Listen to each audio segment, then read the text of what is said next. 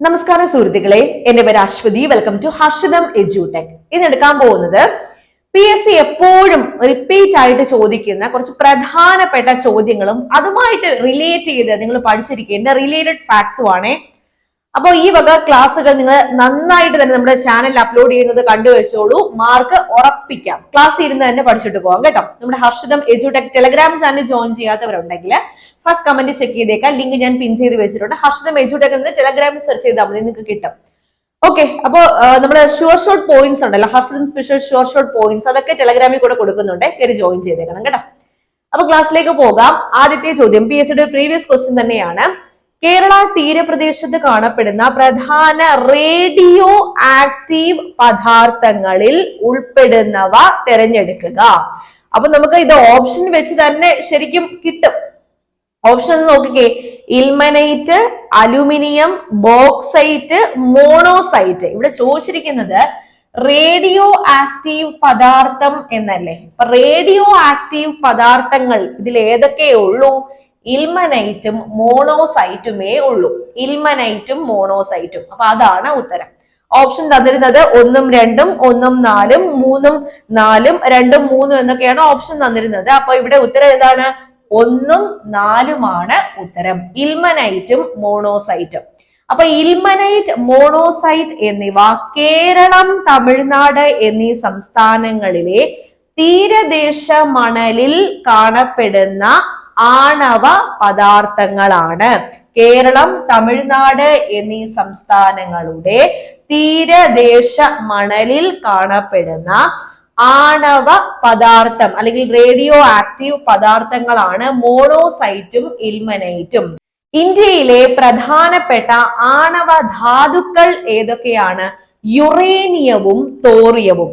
യുറേനിയവും തോറിയവുമാണ് ഇന്ത്യയിലെ പ്രധാന ആണവ ധാതുക്കൾ. യുറേനിയം, തോറിയം എന്നിവ. കേരളത്തിൽ ഇൽമനൈറ്റ്, മോണോസൈറ്റ് എന്നിവയുടെ നിക്ഷേപം ഏറ്റവും കൂടുതലായിട്ടും കണ്ടെത്തിയിട്ടുള്ളത് ചവറ, നീണ്ടകര പ്രദേശങ്ങളിലാണ്. ചവറ, നീണ്ടകര പ്രദേശങ്ങളിലെ തീരപ്രദേശങ്ങളിലെ മണലിലാണ് ഇൽമനൈറ്റിന്റെയും മോണോസൈറ്റിന്റെയും നിക്ഷേപം കൂടുതലായിട്ടും കണ്ടെത്തിയിട്ടുള്ളത്. ഈ രണ്ട് പ്രദേശവും കൊല്ലം ജില്ലയിലാണ്. കേരളത്തിൽ അഭ്രം അഥവാ മൈക്ക നിക്ഷേപം കണ്ടെത്തിയിട്ടുള്ളത് എവിടെ? തിരുവനന്തപുരത്ത്. കേരളത്തിൽ അഭ്രം അഥവാ മൈക്ക നിക്ഷേപം കണ്ടെത്തിയിട്ടുള്ളത് എവിടെ എന്ന് ചോദിച്ചാൽ തിരുവനന്തപുരത്താണ്. കേരളത്തിൽ സ്വർണ്ണ നിക്ഷേപം കണ്ടെത്തിയിട്ടുള്ള പ്രദേശങ്ങൾ ഏതൊക്കെ? നിലമ്പൂർ, മാനന്തവാടി, വൈത്തിരി, മേപ്പാടി മുതലായ പ്രദേശങ്ങളിലാണ് കേരളത്തിൽ സ്വർണ്ണ നിക്ഷേപം കണ്ടെത്തിയിട്ടുള്ളത്. അതിൽ നിലമ്പൂർ പ്രീവിയസ് ക്വസ്റ്റ്യൻ ആണ്. നിലമ്പൂർ, മാനന്തവാടി, മേപ്പാടി, വൈത്തിരി മുതലായ മേഖലകളിൽ കേരളത്തിൽ സ്വർണ്ണ നിക്ഷേപം കണ്ടെത്തിയിട്ടുണ്ട്.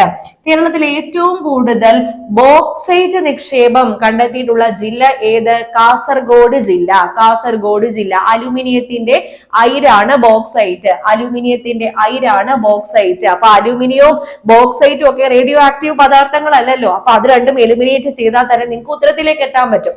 അപ്പൊ കേരളത്തിൽ ഏറ്റവും കൂടുതൽ ബോക്സൈറ്റ് നിക്ഷേപം കണ്ടെത്തിയിട്ടുള്ള പ്രദേശം അല്ലെങ്കിൽ ജില്ല ഏതാണെന്ന് ചോദിച്ചാൽ കാസർഗോഡ് ജില്ലയാണ്.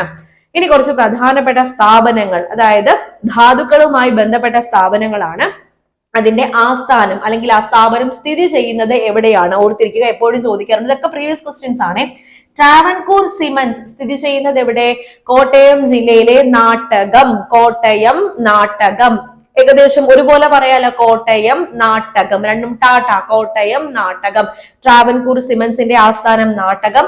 എന്നാൽ മലബാർ സിമന്റ്സിന്റെ ആസ്ഥാനം എവിടെയാണ്? പാലക്കാട് ജില്ലയിലെ വാളയാർ. പാലക്കാട് ജില്ലയിലെ വാളയാറാണ് മലബാർ സിമന്റ്സിന്റെ ആസ്ഥാനം. ഇന്ത്യൻ റെയർ എർത്ത്സ് ലിമിറ്റഡ് സ്ഥിതി ചെയ്യുന്നത് എവിടെയാണ്? കൊല്ലം ജില്ലയിലാണ് ഇന്ത്യൻ റെയർ എർത്ത്സ് ലിമിറ്റഡ് സ്ഥിതി ചെയ്യുന്നത്. Kerala minerals and metals limited സ്ഥിതി ചെയ്യുന്നത് എവിടെയാണ്? ചവറ. ചവറയിലാണ് Kerala minerals and metals limited സ്ഥിതി ചെയ്യുന്നത്. അപ്പൊ കേരളത്തിന്റെ തീരപ്രദേശത്ത് കാണപ്പെടുന്ന റേഡിയോ ആക്റ്റീവ് പദാർത്ഥങ്ങളാണ് ഇൽമനൈറ്റും മോണോസൈറ്റും. ഇൽമനൈറ്റ്, മോണോസൈറ്റ് എന്നിവ കൂടുതലായിട്ടും കണ്ടുവരുന്നത് ചവറ, നീണ്ടകര പ്രദേശങ്ങളിലാണ്. ചവറ, നീണ്ടകര പ്രദേശങ്ങളിൽ. ഇനി കേരളത്തിൽ സിലിക്ക നിക്ഷേപം കണ്ടെത്തിയിട്ടുള്ള പ്രധാന പ്രദേശങ്ങൾ ആലപ്പുഴ, ചേർത്തല മേഖലകളിലാണ്. പ്രീവിയസ് ക്വസ്റ്റ്യൻ ആണ്. കേരളത്തിൽ സിലിക്ക നിക്ഷേപം കണ്ടെത്തിയിട്ടുള്ളത് എവിടെയാണ്? ആലപ്പുഴ, ചേർത്തല മേഖലകളിലാണെന്ന് ഓർക്കുക. മോണോസൈറ്റും ഇൽമനൈറ്റും നിക്ഷേപം കണ്ടെത്തിയിട്ടുള്ള സംസ്ഥാനങ്ങൾ കേരളം, തമിഴ്നാട് മുതലായ സംസ്ഥാനങ്ങളിലെ തീരദേശ മണലിൽ തോറിയം, യുറേനിയം എന്നിവ ഇന്ത്യയിലെ പ്രധാന ആണവ ധാതുക്കളാണ്. ചവറ, നീണ്ടകര എന്നീ പ്രദേശങ്ങളിൽ തീരദേശ മണലിൽ മോണോസൈറ്റിനെ ഇൽമനൈറ്റിനെ നിക്ഷേപം കണ്ടെത്തിയിട്ടുണ്ട്. അഭ്രം നിക്ഷേപം തിരുവനന്തപുരത്താണ് കണ്ടെത്തിയിട്ടുള്ളത്. സ്വർണ്ണ നിക്ഷേപം നിലമ്പൂർ, മാനന്തവാടി, മേപ്പാടി, വൈത്തിരി മേഖലകളിൽ. കേരളത്തിലെ ഏറ്റവും കൂടുതൽ ബോക്സൈറ്റ് നിക്ഷേപമുള്ള ജില്ല കാസർഗോഡ് ജില്ലയാണെന്ന് ഓർക്കുക.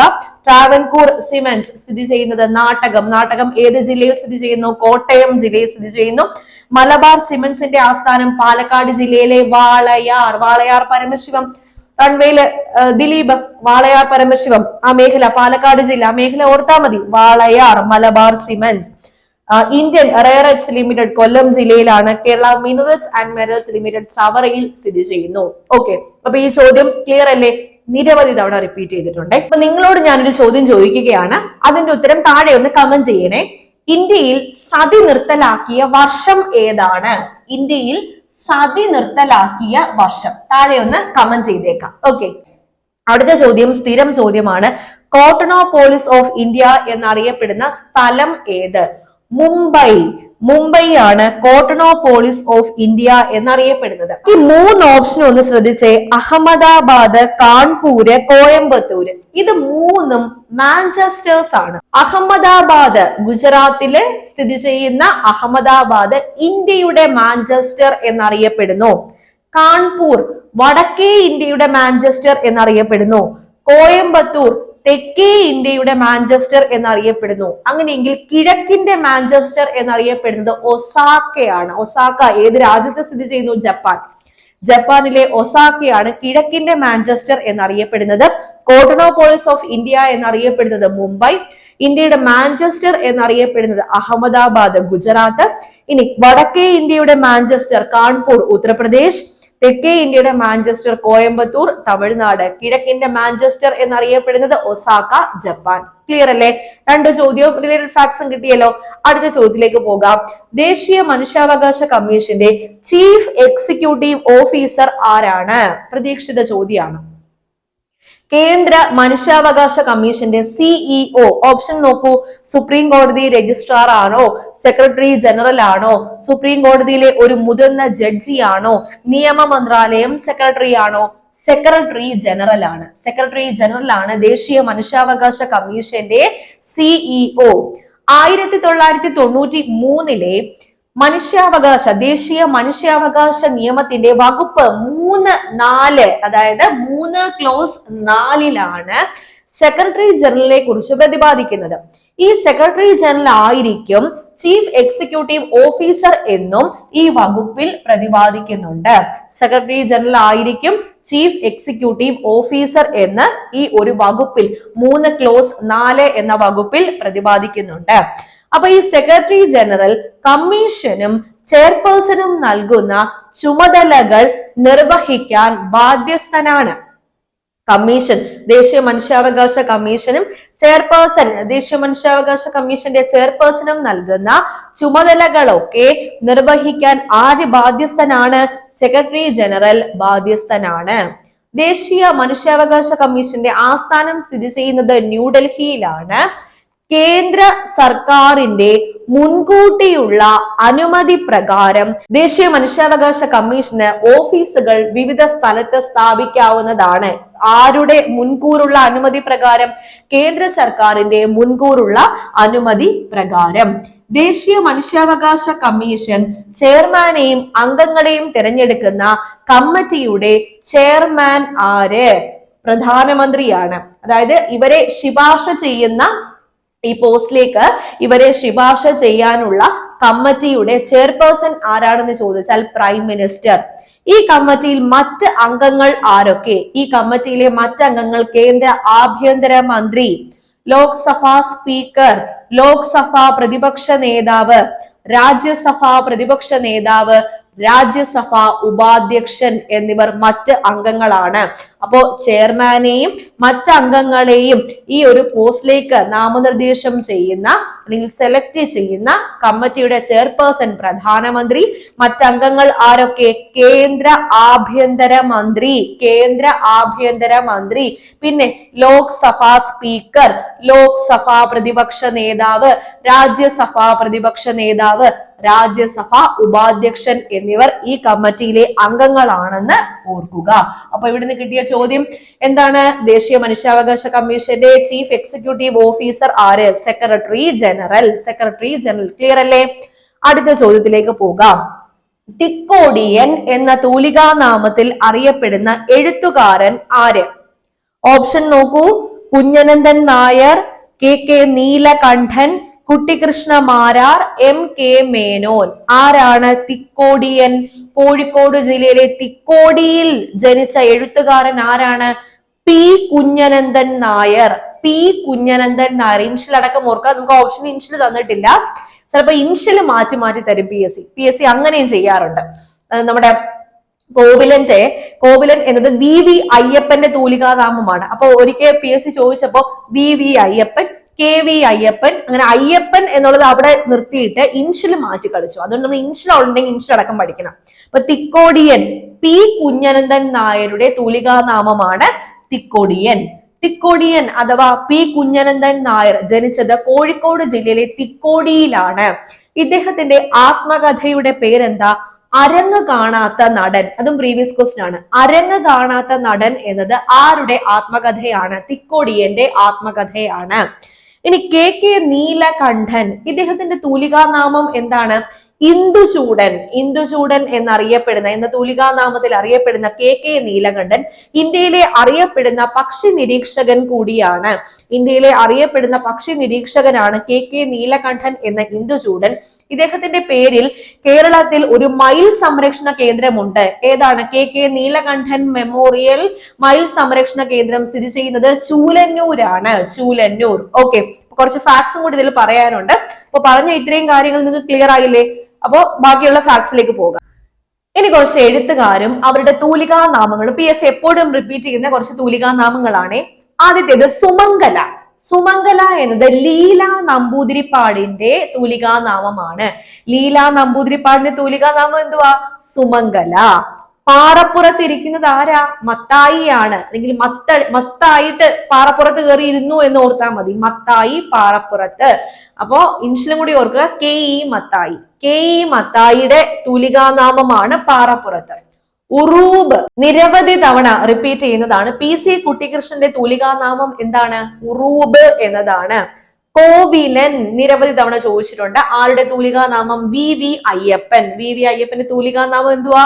കോവിലൻ. വൈശാഖൻ എന്നത് MK ഗോപിനാഥൻ നായരുടെ തൂലികാനാമമാണ്. ഗോപിനാഥൻ നായർ. നന്ദനാർ ആരുടെ തൂലികാനാമമാണ്? ഞാൻ നേരത്തെ നിങ്ങൾക്ക് പറഞ്ഞു തന്നിട്ടുണ്ട്. PC ഗോപാലൻ. നന്ദഗോപാലൻ എന്ന് ഓർക്കാൻ പറഞ്ഞു തന്നിട്ടില്ലേ? നന്ദനാർ PC ഗോപാലൻ. വിലാസിനി എന്നത് MK മേനോന്റെ തൂലികാനാമമാണ്. കാക്കനാടൻ നിരവധി തവണ ചോദിച്ചിട്ടുണ്ട്. ജോർജ് വർഗീസിന്റെ തൂലികാനാമം കാക്കനാടൻ. വിലാസിനി പേര് കേട്ട് സ്ത്രീ ആണെന്ന് വിചാരിക്കരുത്, പുരുഷനാണ്. MK മേനോന്റെ തൂലികാനാമമാണ് വിലാസിനി. നന്ദനാർ എന്നത് PC ഗോപാലന്റെ തൂലികാനാമം. വൈശാഖൻ MK ഗോപിനാഥൻ നായരുടെ തൂലികാനാമം. കോവിലൻ VV അയ്യപ്പന്റെ തൂലികാനാമം. ഉറൂബ് PC കുട്ടിക്കൃഷ്ണന്റെ തൂലികാനാമം. പാറപ്പുറത്തിരിക്കുന്നത് ആരാണ്? KE മത്തായി. പാറപ്പുറത്ത് എന്നത് KE മത്തായിയുടെ തൂലികാനാമം. സുമംഗല എന്നത് ലീല നമ്പൂതിരിപ്പാടിന്റെ തൂലികാനാമം. ക്ലിയർ അല്ലേ? അടുത്ത ചോദ്യം. മഹാകവി P കുഞ്ഞിരാമൻ നായരെ പറ്റി മേഘരൂപൻ എന്ന കവിത എഴുതിയത് ആര്? ആറ്റൂർ രവിവർമ്മയാണ് മേഘരൂപൻ എന്ന കവിത എഴുതിയത്. ആരെ കുറിച്ച്? മഹാകവി P കുഞ്ഞിരാമൻ നായരെ കുറിച്ച്. P കുഞ്ഞിരാമൻ നായരെ കുറിച്ച് പുറത്തിറങ്ങിയ ഇദ്ദേഹത്തിന്റെ ജീവിതത്തെ ആസ്പദമാക്കി പുറത്തിറങ്ങിയ ചലച്ചിത്രം ഏതാണ് എന്ന് ചോദിച്ചാൽ ഇവൻ മേഘരൂപൻ. അപ്പൊ രണ്ടും മേഘരൂപൻ തന്നെയാണ്. മേഘരൂപൻ മാത്രമാണെങ്കിൽ അത് കവിത ആറ്റൂർ രവിവർമ്മ. ഇവൻ മേഘരൂപൻ എന്നത് P കുഞ്ഞിരാമൻ നായരുടെ ജീവിതത്തെ ആസ്പദമാക്കി പുറത്തിറങ്ങിയ ചലച്ചിത്രം. അപ്പൊ രണ്ടും ആരെ പറ്റി ഉള്ളതാണ്? P കുഞ്ഞിരാമൻ നായരെ പറ്റി ഉള്ളതാണ്.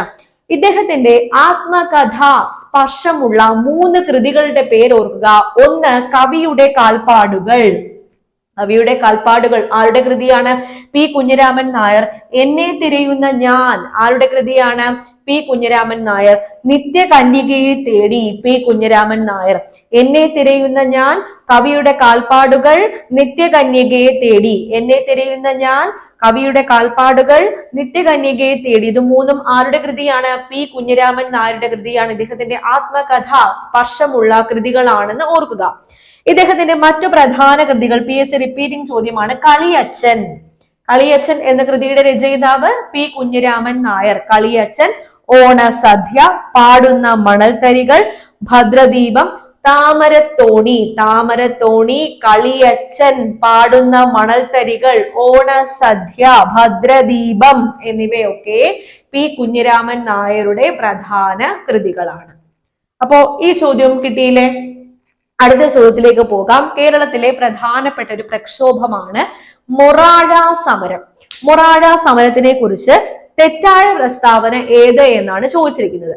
ആദ്യത്തെ പ്രസ്താവന, കാസർഗോഡ് ജില്ലയിൽ 1941 സെപ്റ്റംബർ 15 നടന്ന ഏറ്റുമുട്ടൽ. രണ്ടാമത്തെ പ്രസ്താവന, മൊറാഴ സമരത്തെ തുടർന്ന് വധശിക്ഷയ്ക്ക് വിധിക്കപ്പെട്ട വിപ്ലവകാരിയാണ് KPR ഗോപാലൻ. മൂന്നാമത്തെ പ്രസ്താവന, മൊറാഴ സമരം നടന്നത് 1940-ലാണ്. നാലാമത്തെ പ്രസ്താവന, ഇവയൊന്നും അല്ല. അപ്പൊ ഇതിൽ തെറ്റായിട്ടുള്ള പ്രസ്താവന ആദ്യത്തെ പ്രസ്താവനയാണ്.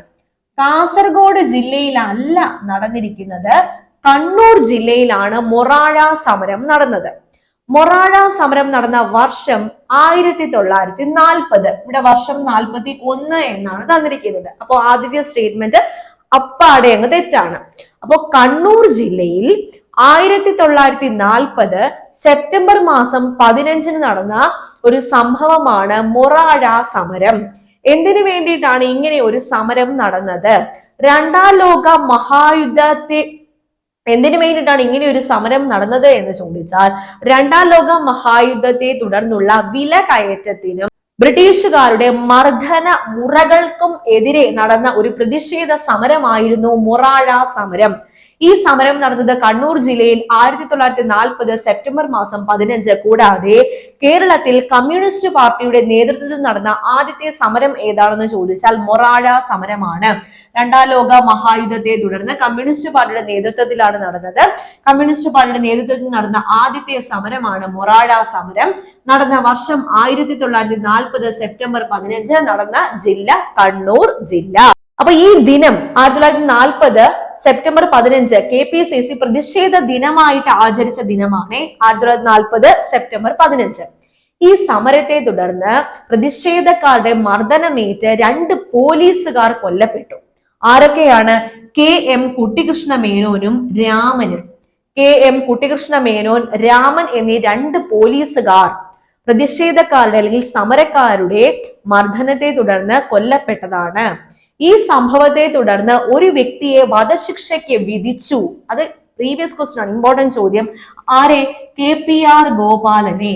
KPR ഗോപാലനെ വധശിക്ഷയ്ക്ക് വിധിക്കാൻ കാരണമായ സംഭവം മൊറാഴ സമരം. അല്ലെങ്കിൽ തിരിച്ചു ചോദിക്കും, മൊറാഴ സമരത്തെ തുടർന്ന് ഏത് വിപ്ലവകാരിയെയാണ് വധശിക്ഷയ്ക്ക് വിധിച്ചത്? KPR ഗോപാലൻ. ഈ വധശിക്ഷ നടപ്പിലായോ? ഇല്ല. ഗാന്ധിജി ഇടപെട്ട് ഈ വധശിക്ഷ ജീവപര്യന്തമാക്കി കുറച്ചു. ഗോപാലൻ വെച്ചിട്ട് PSC ചോദിക്കാറുള്ള 4 ചോദ്യങ്ങൾ ഞാൻ പറയട്ടെ. ഒന്ന്, PC ഗോപാലന്റെ തൂലികാനാമം എന്താണ്? നന്ദനാർ. നമ്മളിവിടെ പറഞ്ഞതാണ്, നന്ദനാർ എന്നത് PC ഗോപാലന്റെ തൂലികാനാമം. 2, മൊറാഴ സമരത്തെ തുടർന്ന് വധശിക്ഷയ്ക്ക് വിധിക്കപ്പെട്ട വിപ്ലവകാരിയുടെ പേരെന്ത്? KPR ഗോപാലൻ. 3, കേരളത്തിലെ ആദ്യത്തെ വ്യവസായ വകുപ്പ് മന്ത്രിയുടെ പേരെന്താണ്? KP ഗോപാലൻ. KP ഗോപാലനാണ് കേരളത്തിലെ ആദ്യത്തെ വ്യവസായ വകുപ്പ് മന്ത്രി. 4, പട്ടിണി ജാഥ നയിച്ച കേരളത്തിലെ നവോത്ഥാന നായകൻ ആരാണ്? AK Gopalan. AK Gopalan. Okay, പട്ടിണി ജാഥ ആരുമായിട്ട് ബന്ധപ്പെട്ടിരിക്കുന്നു? AKGയുമായിട്ട് ബന്ധപ്പെട്ടിരിക്കുന്നു. പാവങ്ങളുടെ പടത്തലവൻ എന്നറിയപ്പെടുന്ന AKGയുമായിട്ട് ബന്ധപ്പെട്ടിരിക്കുന്നു പട്ടിണി ജാഥ. അപ്പൊ ക്ലിയർ അല്ലേ? അപ്പൊ ഇന്ന് ഡിസ്കസ് ചെയ്ത എല്ലാ ചോദ്യവും വളരെ ഇമ്പോർട്ടന്റ്. നിങ്ങൾ ചെറിയൊരു ബുക്ക് കൈ വെച്ചോളൂ. എന്റെ ക്ലാസ്സിന് വേണ്ടി മാത്രം ഒരു ബുക്ക് കൈ വെച്ചേക്കണം. പറയുന്ന പോയിന്റ്സ് എല്ലാം ലെക്ചർ നോട്ട്സ് ആയിട്ട് എഴുതിയെടുക്കണേ. അപ്പോൾ നമ്മുടെ ടെലഗ്രാം ചാനൽ എത്രയും വേഗം തന്നെ കയറി ജോയിൻ ചെയ്യോളൂ. ഷുവർ ഷോർട്ട് നോട്ട്സ് ഒക്കെ അവിടെ കിട്ടും കേട്ടോ. അപ്പൊ ജോയിൻ ചെയ്യാനുള്ള ലിങ്ക് ഫസ്റ്റ് കമന്റിൽ ഉണ്ടായിരിക്കും. വീഡിയോ ഇഷ്ടപ്പെട്ടാൽ എന്ത് ചെയ്തിട്ട് പോവാ, ലൈക്ക് ചെയ്തിട്ട് പോവാ. പിന്നെ നിങ്ങൾക്ക് ഏതെങ്കിലും ഇങ്ങനെ ഏതൊക്കെ ടോപ്പിക്സിന്റെ ക്ലാസ്സുകളാണ് വേണ്ടത് എന്നുള്ളത് കമന്റ് ബോക്സിൽ ഒന്ന് പറഞ്ഞിട്ടും കൂടി പോണേ. ഓക്കെ, അപ്പൊ അടുത്ത ക്ലാസ്സിൽ വീണ്ടും കാണാം.